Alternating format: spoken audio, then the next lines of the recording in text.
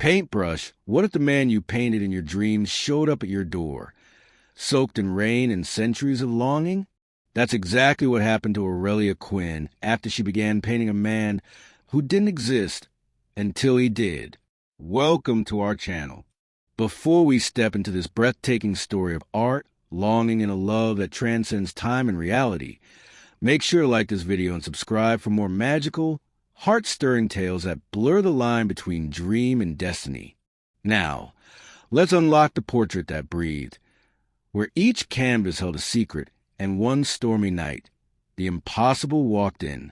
The morning the dreams began, the sky over Thorn Bay broke open with gold, the kind of dawn that painted the sea in molten hues and made the salt-washed rooftops of the town shimmer like the edge of a forgotten fairy tale.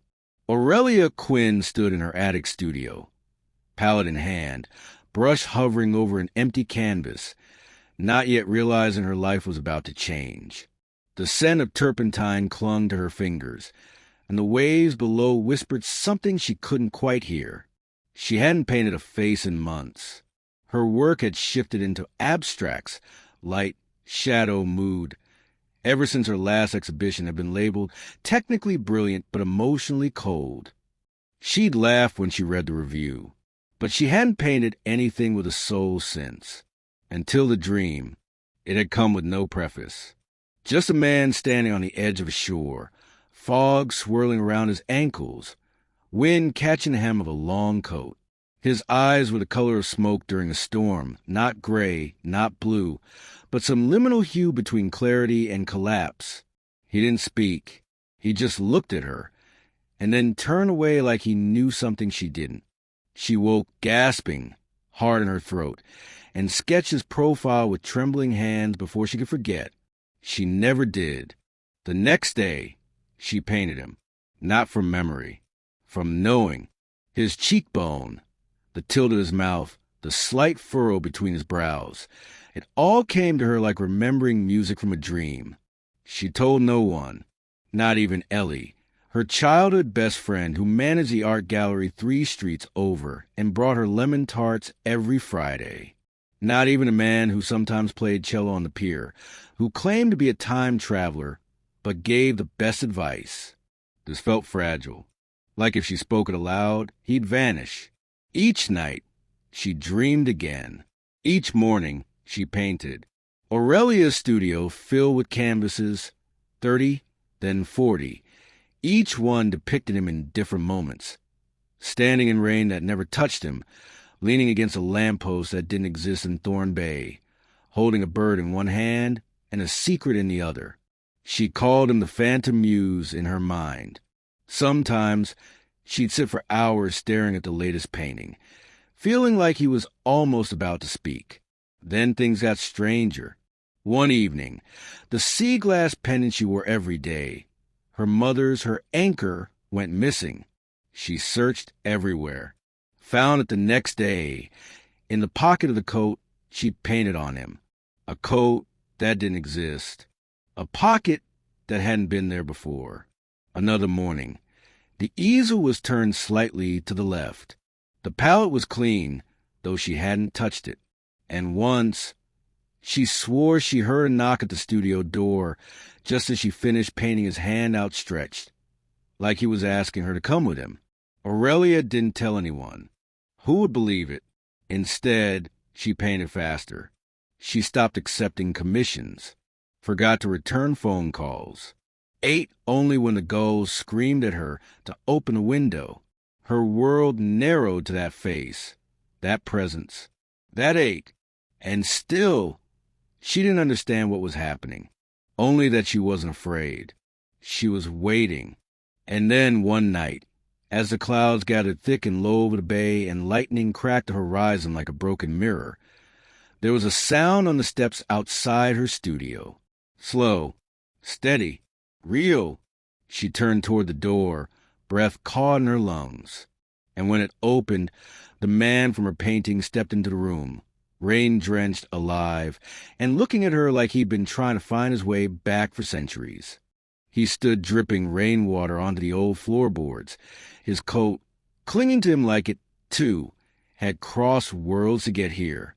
The same coat from her paintings, the same tousled dark hair, the same storm-shadowed eyes that had stared back at her from canvas after canvas.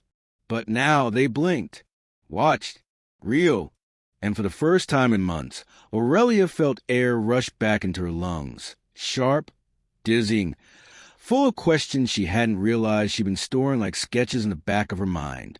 They said nothing at first.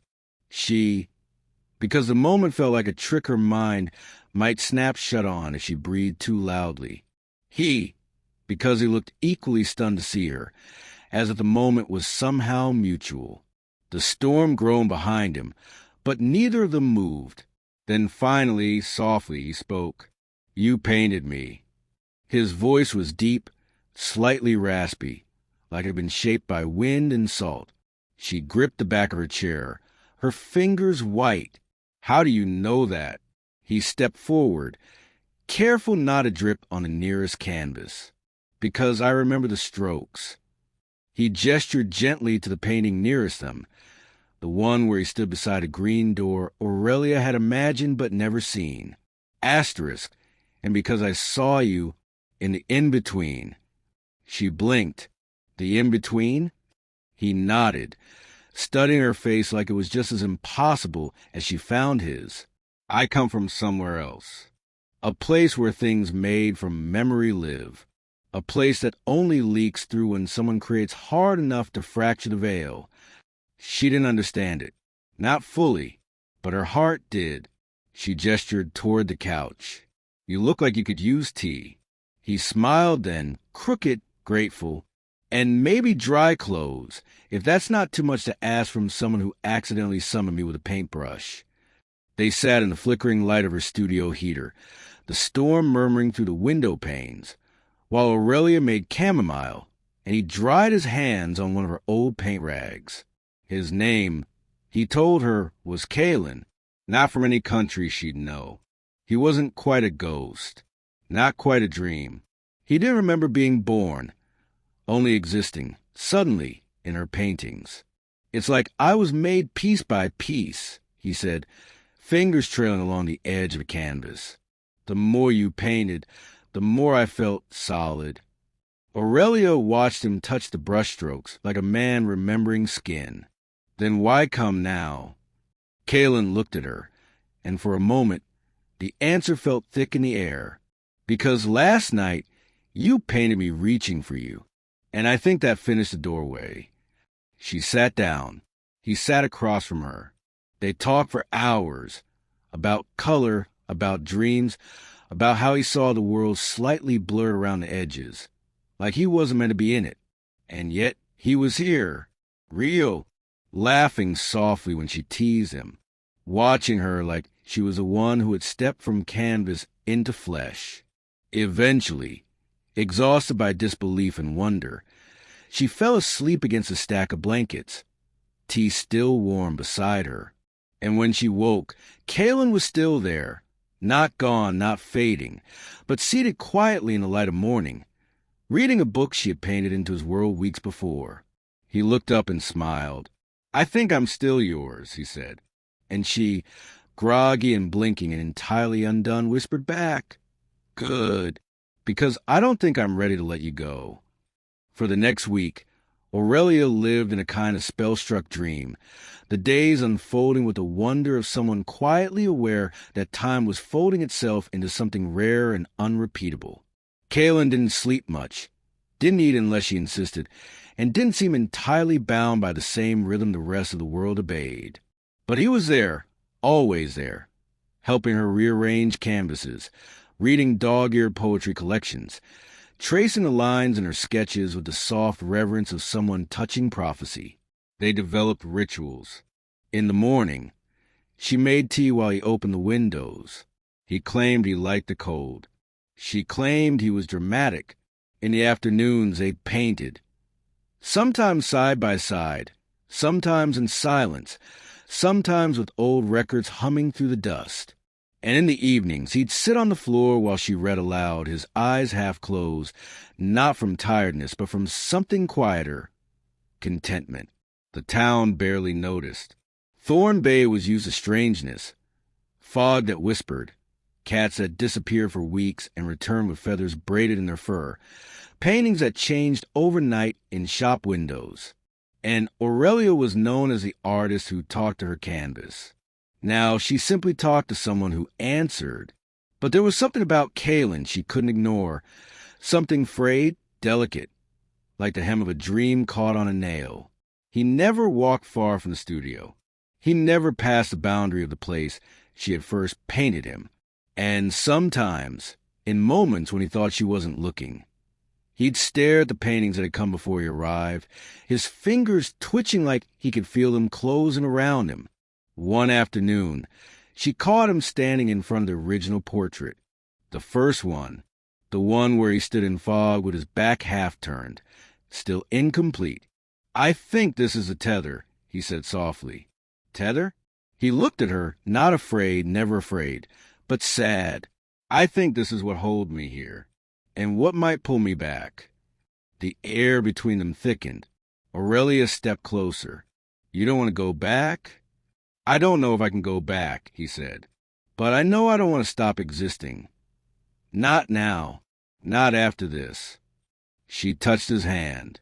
It was warm, real, but it felt like time, not skin. The next morning, she woke to find a canvas on her easel that she hadn't painted. It was them, together, at the table, laughing. His brushwork was rougher than hers, but the expression, the softness in her eyes, it was unmistakably real. He'd signed it, "For the time we have." See, she didn't ask questions. Instead, she built him a palette. She taught him to stretch canvas. She taught him to mix color, like memory. And as they painted, he became more vivid. But the paintings on the walls began to fade, just slightly, just enough to notice.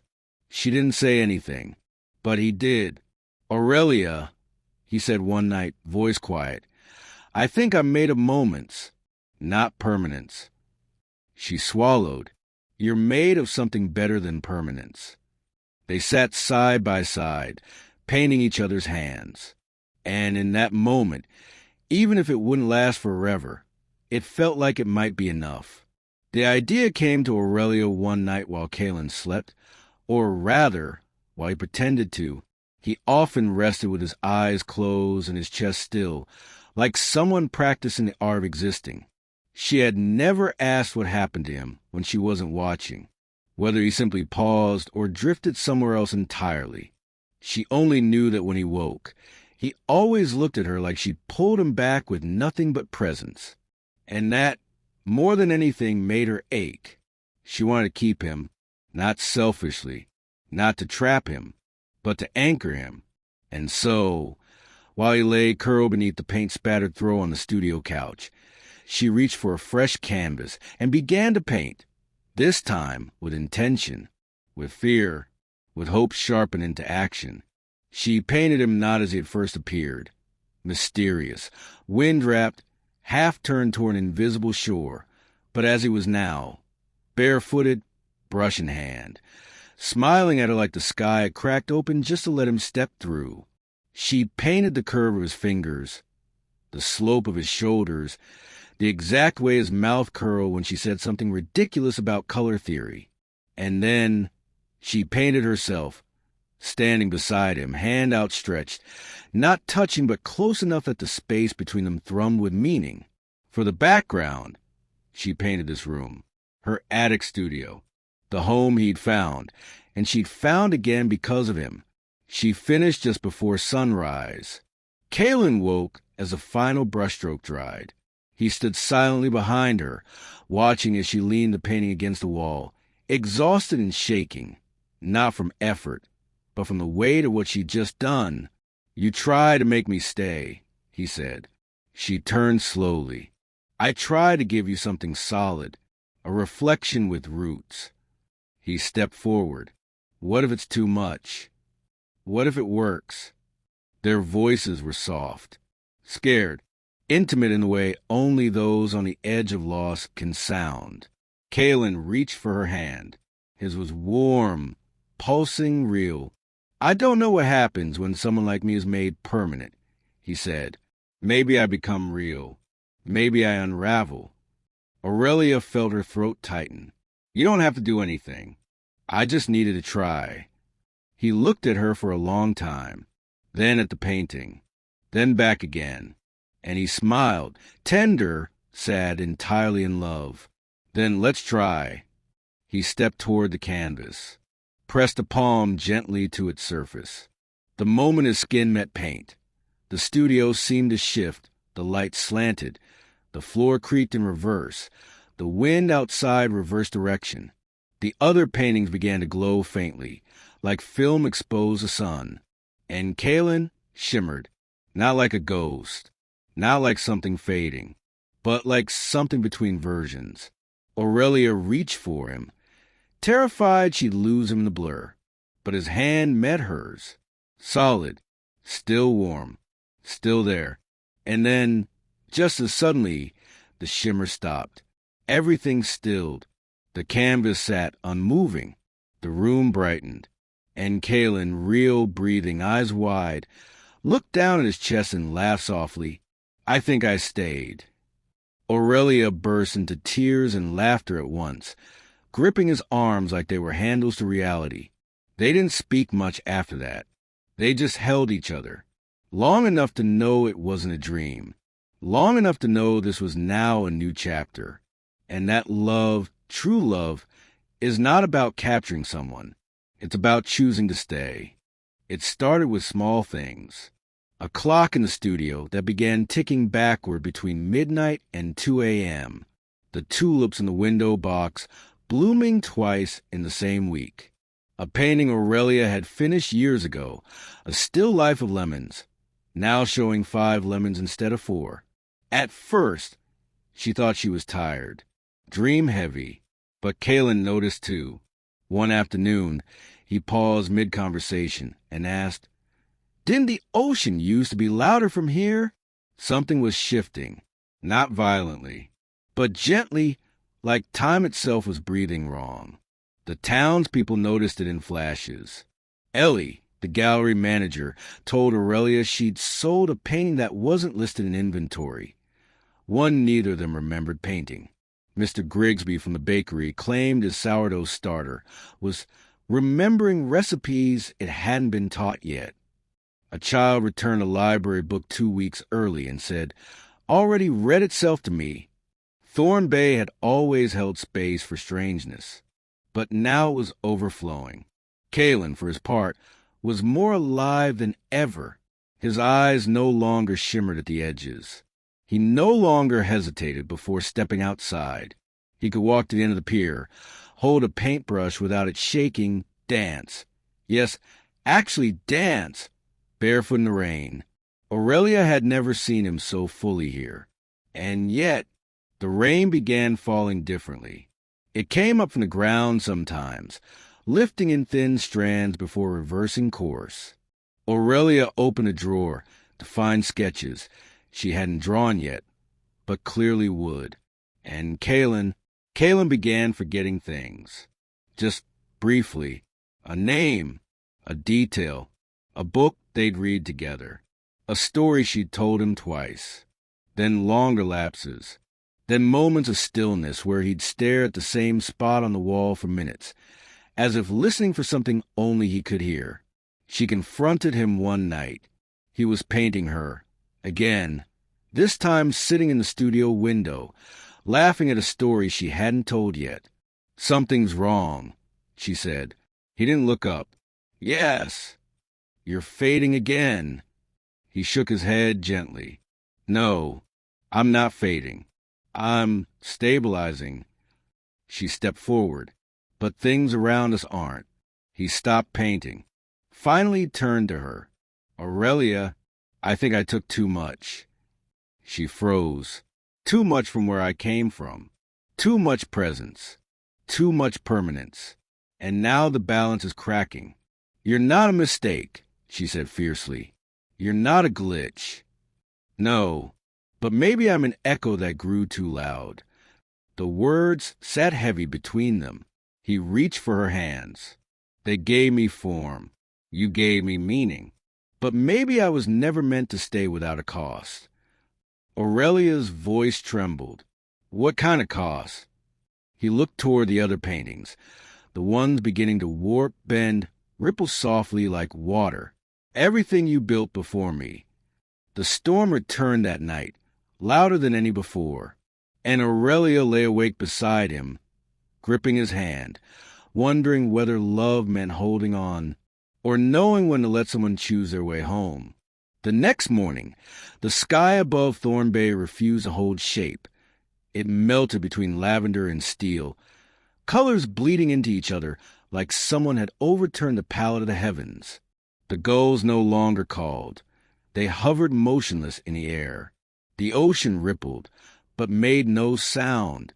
Aurelia stood in the middle of her studio, barefoot on the paint-speckled floor, and watched Kalen sleep. Not like a man, but like a memory holding itself together through sheer will. He hadn't dreamed that night. Neither had she. The silence between them had grown reverent. Heavy, not the absence of words, but the weight of too many. When Kalen woke, he didn't ask what time it was. He didn't ask what day. He only looked at her and said, "It's almost time."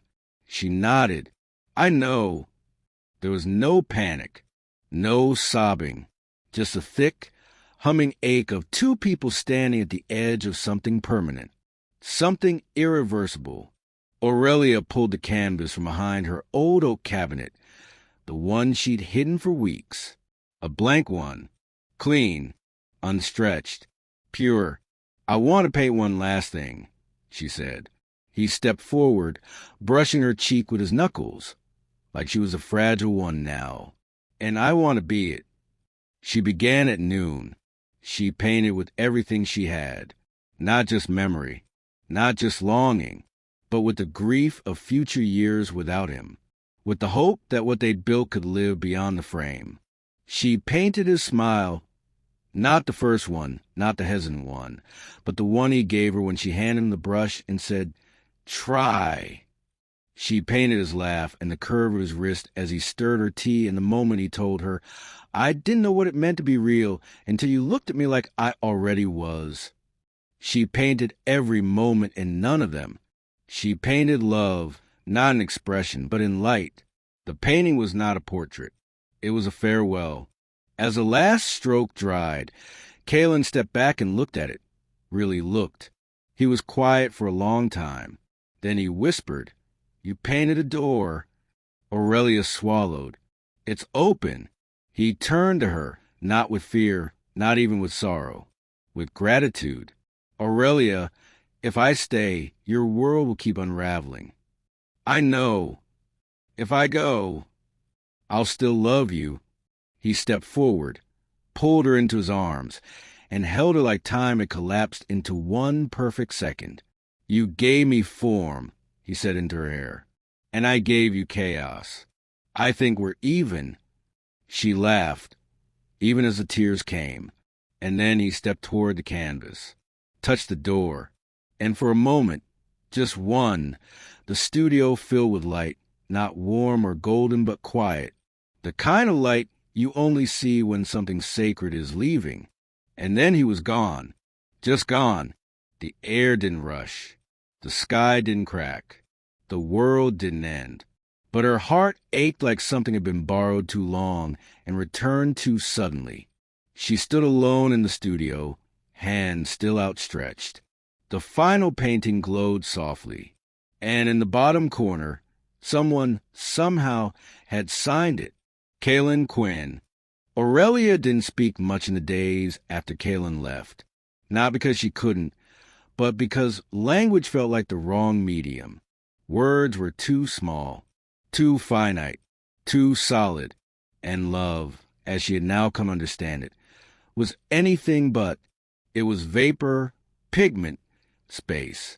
It was a silence left behind in a room once filled with soft footsteps and half-sipped tea. Thorn Bay settled strangely. The clock stopped reversing. The rain obeyed gravity again. The old paintings stopped fading, though a few never quite returned to their original colors. It was as if the world had sighed, adjusted its spine, and decided not to ask too many questions. People assumed Kalen had been a visitor, a quiet man passing through. Aurelia let them think so. She reopened the studio, slowly, carefully, painted again, though not as often, not as obsessively. Her brush moved with more patience now, like she was waiting for something that no longer needed to arrive. The painting, the door, remained on the far wall, framed, untouched. No one was allowed to speak while standing in front of it. Not even Ellie, who had cried when she saw it and whispered, "I don't know who he was, but you loved him." Aurelia simply nodded. What else was there to say? Still, strange things lingered. She found footprints on the roof after a storm, where no one could have reached. Once, her teacup moved from one side of the table to the other while she blinked. And sometimes, not always, when she looked at the blank canvas at the back of her shelf, it held a shadow, just faint, just familiar. One day, she visited the beach at dawn, stood where she had first dreamed him, the waves brushing her ankles, the wind curling around her like a question. And there, in the wet sand, a message written in the tide's careful hand. Still here, just softer. She laughed. She cried. She went home and painted until the sun set. From then on, she painted for both of them. Each new work held something of him. A coat's collar, the hint of stormlight in the sky, a figure turning toward a window, but never quite seen. Visitors to her gallery began to notice. They spoke in hushed tones. They said her art felt alive. They said it made them remember things they never lived. They said they left feeling like someone had just whispered their name in a dream. Aurelia never confirmed. She just smiled, offered tea, and let them walk the rows of canvases in silence. One day, years later, a little girl asked, "Who's the man in all the paintings?" Aurelia paused. Kneeling beside her, she said gently, "He was a story I painted into the world. And then one day, he painted himself back into me." The girl nodded solemnly, as if this made perfect sense. As if all love stories were meant to be remembered like that, half painted, half lived. And when Aurelia closed the studio that night, she found a fresh brush resting on the windowsill, one she hadn't bought, but recognized all the same. Years passed softly in Thorn Bay, the same way brushstrokes dry when no one's watching, gradually, without fanfare. Seasons came and went, each one brushing Aurelia's world with a new hue. Spring brought wildflowers curling up to the cracks in the cobblestone. Autumn filled her studio with amber light and the scent of drying varnish. Time, like art, became less about keeping and more about layering. And though Kalen no longer stood in her doorway, he was everywhere, folded into shadow, color, and canvas. Aurelia's studio became something more than just a place to paint. It became a gallery. Not in the traditional sense. No price tags, no critics, no velvet ropes. Just walls lined with memory, brushwork that whispered, and windows that seemed to let in more sky than they should. Visitors came from further away now. Some by accident, some by instinct, some, and Aurelia suspected this with quiet certainty, because they had dreamed of a door and followed it here. She never advertised, never posted signs, but the ones who needed to find it always did. There was a boy who walked in and found a painting of a girl he hadn't met yet, then met her 3 weeks later at a train station. There was a woman who stood before a canvas and burst into tears, whispering, "I thought I made this place up in a story." There was a musician who swore the sky outside turned violet every time he looked at a specific frame. And every so often, someone would pause before the door, the final painting Kalen had touched, and whisper, "It's humming." Aurelia never explained. She didn't need to. The gallery had become a threshold, a place between, a softly held secret where art and reality dance without asking permission. She still painted, but less urgently, more intentionally. She'd learned that not every brushstroke was a rescue. Some were echoes, and some were invitations. And then, on a wind-swept solstice morning, it happened again. The door opened. Not the front one. Not that one. The painted one. And out stepped a man. Not in a burst of light. Not in thunder. Just quietly. Same storm-colored eyes.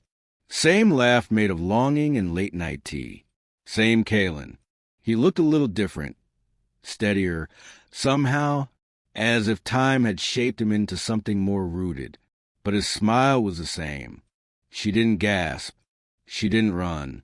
She just looked at him, eyes glassy, and whispered, "You came back." He stepped forward, hands slightly out as if testing his form again. "I never left," he said. "Not really."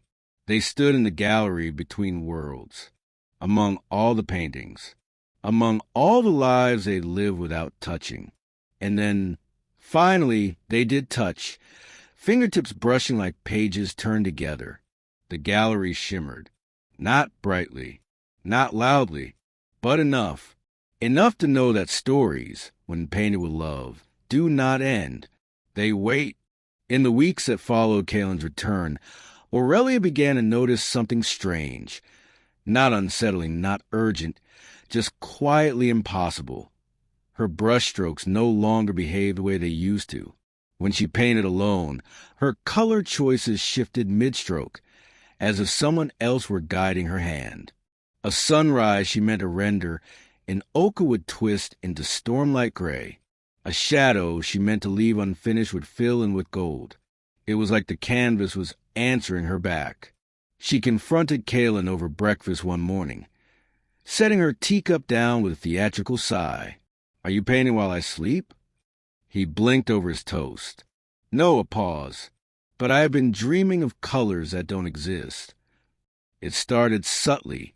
He would sit across from her with a sketch pad, idly scribbling. At first, he claimed the drawings were meaningless, motion memory. But Aurelia recognized the shapes, fragments of paintings she had once imagined but never begun. Half-built landscapes, rooms that hadn't existed since childhood. And more than once, he drew her, not her face, but her presence, the way she stood when she was deciding whether to paint or cry, the tilt of her head when she mixed color too furiously. They began painting side by side. At first it was chaos. Their styles clashed. Her control, his looseness. Her structure, his suggestion. She once told him he painted like he was listening to a song no one else could hear. He told her she painted like someone keeping a secret from themselves. But then they found rhythm. They stopped trying to match each other and began to echo. She would paint a figure. He would paint the shadow. She would create the window. He would give it the light. And every so often, something happened, something neither of them could explain. A painting would shimmer just faintly, and someone, a visitor, a child, an old traveler, would walk in the gallery, pause before that canvas, and weep. Aurelia kept a notebook of these moments. Kalen kept painting. He grew better, not in technique, but in intention. He painted like someone trying to remember who he had been, not before he was created, but in some other version of existence. And sometimes when they painted together, they felt the studio breathe around them. One evening, while finishing a diptych of two figures reaching for each other through mirrored windows, they stepped back and realized they hadn't spoken for hours. The entire piece had built itself out of unspoken understanding. She looked at him. "What are we making?" He said, "Truth." She laughed. "That's vague." He touched her cheek. "So is love. But it's real." The gallery began to change again, not physically, but atmospherically. People who had never been to Thorn Bay began showing up. Artists, writers, people who had dreamed of the place. One man arrived claiming he'd seen their paintings in his sleep every night for 2 months. Another said her mother, who had passed away, used to describe a room filled with paintings like theirs, and she thought it had just been a story. The gallery was becoming a place between realities. Aurelia and Kaylin didn't try to explain it. They simply kept painting. One night, Kaylin turned to her, brush suspended, and said softly, "What happens if someone paints a door that leads out of this world and into another?" She looked at him and knew they weren't just painting to remember anymore. They were painting to open. They began at midnight. No music, no words, just the creak of wood beneath their feet and the quiet rasp of brushes against canvas. Aurelia and Kaylin stood before the largest frame in the studio, an empty expanse taller than either of them, stretched tightly across an old brass mount that had once held a failed commission. Neither of them knew what the final painting was meant to be, only that it was time. They didn't discuss style or color, didn't sketch. They just painted, side by side, slowly, deliberately. The strokes came instinctively. Kaylin painted the sky, wide and strange, with stars too large and light that move as if remembering old seasons. Aurelia painted earth, but not the kind that bound. The kind that welcomed, full of doorways and windows and soft-edged places to rest. They painted people, some with faces, some without, all of them reaching. For someone, for something. No image stayed still. This wasn't art. It was offering. The room began to feel thinner, like a breath held too long. The studio air shimmered faintly around the frame. The gallery lights dimmed without flicking off, the way candlelight dims when it senses something sacred nearby. They didn't stop. For 2 days they painted, not sleeping, not eating, sustained only by something larger than either of them, something that hummed beneath their skin, as if the world had paused to watch them remember what love could look like when it no longer feared being forgotten. And then it was done. The painting stood before them, not a scene, not a portrait, but a gateway. It pulsed faintly, like it had a heartbeat. And Aurelia, eyes full, whispered, "It's not for us, is it?" Kaylin reached for her hand. No, they didn't need to say who it was for. It was for the lost, the lonely, the ones who had once loved impossibly and had let go anyway, the ones who believed beauty could still arrive, unexpected, breathtaking, late. It was for those who dreamed in silence and painted in secret, for those who stood at the edges of worlds and wondered what waited just past the veil. They signed it together, AQ and CQ, and then they stepped back. The gallery was quiet for a long time. Then, days later, a woman walked in with a letter she swore had written itself in her own handwriting. A boy wandered in, holding a crayon drawing that matched the exact shape of the frame. A man who hadn't spoken in years stepped to the threshold of the room, stared at the painting, and whispered, "Finally." Aurelia didn't ask them what they saw. She didn't need to, because love, the kind they had, wasn't something that ended in brushstrokes or borders. It lived on the other side of memory. It lived where color met silence, and where one painting waits for someone brave enough to step through. It happened quietly, as most miracles do. The gallery was closed, rain misting against the windows and soft sighs, and Aurelia had just finished washing her brushes when she noticed a light. Not bright, not golden, just different. The final painting, the one they had created together, the one that pulsed like it remembered someone, was glowing faintly, and for the first time, the air around it didn't shimmer with distance. It shimmered with invitation. Kaylin stood behind her, silent, as if sensing it too. They didn't speak, didn't prepare. They just stepped forward and crossed the frame, not into color, not into canvas, but into possibility.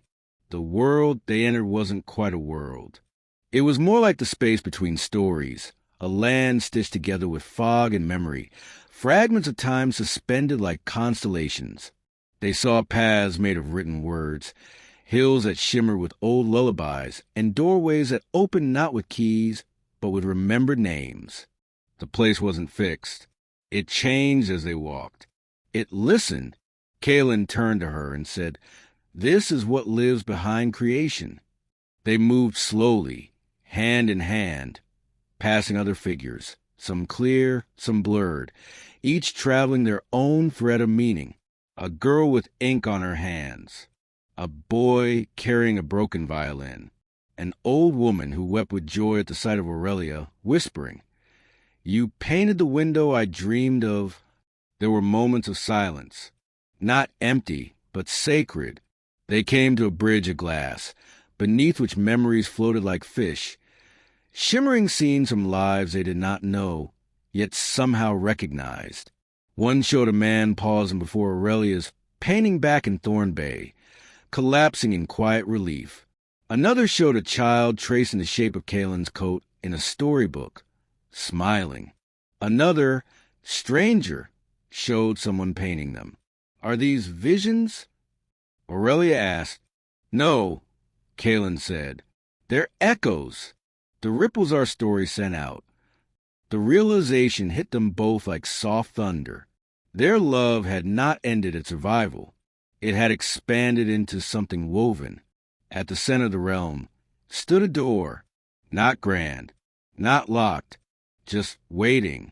As they approached it, a figure emerged, neither man nor woman, neither old nor young. A guide, perhaps, or a guardian. Their voice was gentle, and when they spoke, it filled the space without pushing anything else out. You stepped beyond the border of what was drawn. Not many do. You came not to escape, but to understand. Aurelia nodded. "We needed to see what we were part of." "You are part of a threshold," the figure said. "Your painting is no longer a work of art. It is a path, and paths require stewards." They didn't ask what that meant. Not yet. They only stood together, brushing fingertips in the air between them, and knew they were not visitors here. They had been expected. And as the light from the canvas rippled across the sky above them, they realized this place was not separate from the world they'd left behind. It was what gave that world magic in the first place. The threshold beyond the door was quiet, not with silence, but with reverence. Aurelia and Kaylin stepped into a wide, cathedral-like space made not of stone or glass, but of layered memory. Every surface shimmered faintly, like light passed through vellum. The air smelled of old paper and rain. And all around them were shelves, not of books or canvases, but of moments. Some glowed dimly like candle flame. Others flickered like film reels. And some were fading, threadbare, as if barely remembered. They had entered the archive of the memory keepers. And the guide, the same figure from before, now dressed in a robe that shimmered like spilled ink, walked between the shelves, beckoning them closer. "Every story ever lived finds its echo here," they said. "And some, the strongest ones, become anchors. Yours is one of them." Aurelia's breath caught. Kaylin's hand tightened around hers. "Why us?" he asked. The guide smiled. "Because you created not for praise, but for connection. You love not to possess, but to open.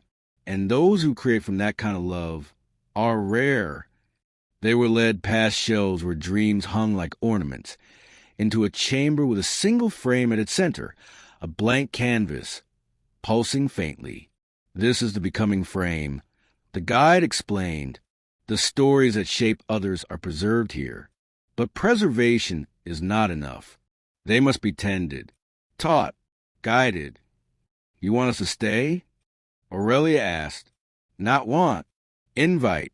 You may return to your world. Live out your years, and your painting will remain a bridge. But if you stay, you will become part of this place. Not gone, not erased. Expanded." Kaylin looked at Aurelia. He didn't speak. He didn't have to, because they had painted each other into existence. And now, they were being asked to become something greater than permanence. They were being asked to become possibility. They walked among the other keepers. Not many, only a few dozen. Some looked like children, others like elders, all of them glowing in some quiet way. They met a woman who had once sung lullabies into glass jars and left them on doorsteps, a man who had stitched stories into kites, a dancer who said she could only move when someone else needed joy. They were offered eternity, not in the way legends are promised, but in the way lanterns are passed. Aurelia hesitated, not out of fear, but because she suddenly missed the smell of tea, the creak of floorboards, the little hand-painted sign that still hung above her studio door. "We need time," she said softly. The guide nodded. All doors remain open to those who open them for others. They were given one final canvas. Blank, weightless. They carried it with them as they turned from the archive and made their way back through the fog and song and soft echoing memories, back toward the threshold, back home. And as they stepped through the original painting, their frame, their bridge, the guide's voice echoed once more behind them. "You are not choosing between realms. You are choosing how to love them both." They returned at sunrise, not into fanfare or prophecy, just a gentle rustle of curtains, the clink of forgotten mug on the windowsill, the familiar scent of rain on cedar. The studio welcomed them like breath returning to lungs. The frame still pulsed softly, now less like a portal and more like a heartbeat. The town of Thorn Bay was still itself, sleepy, fog-wrapped, gently strange, but it felt new now, like a letter waiting to be reread. Aurelia opened the windows. Kaylin brewed tea. They hung the final canvas, the one gifted to them by the memory keepers. In the center of the gallery, it was blank but only in form. Everyone who stepped near it claimed to see something different. A reunion, a place they dreamed of, someone they missed, a memory they hadn't realized they'd lost. They named it The Frame Between. Not a painting, not a spell, a promise. Aurelia and Kaylin didn't speak often of where they had gone. They didn't need to. The people who visited the gallery, who truly needed it, always knew. They would pause in the doorway a moment longer than necessary, speak a little softer near the last wall, sometimes leave behind things not meant to be returned, a feather, a note, a sketch. In time, they turned the gallery into something more, a place for creation, yes, but also for passage. They began inviting others to paint, especially those who had nowhere else to put their longing. Children, elders, dreamers, and the broken-hearted. Some painted joy, some painted grief, but all walked away feeling like they'd added a stitch to something timeless. And occasionally, on nights when the wind turned the tide inward and the fog curled like ribbon, someone would knock on the studio door and say, "I think I'm supposed to be here."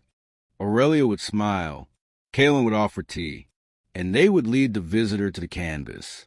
No one ever disappeared, but some came back different, softer, braver, like they had glimpsed a place they weren't meant to name, but were now forever a part of.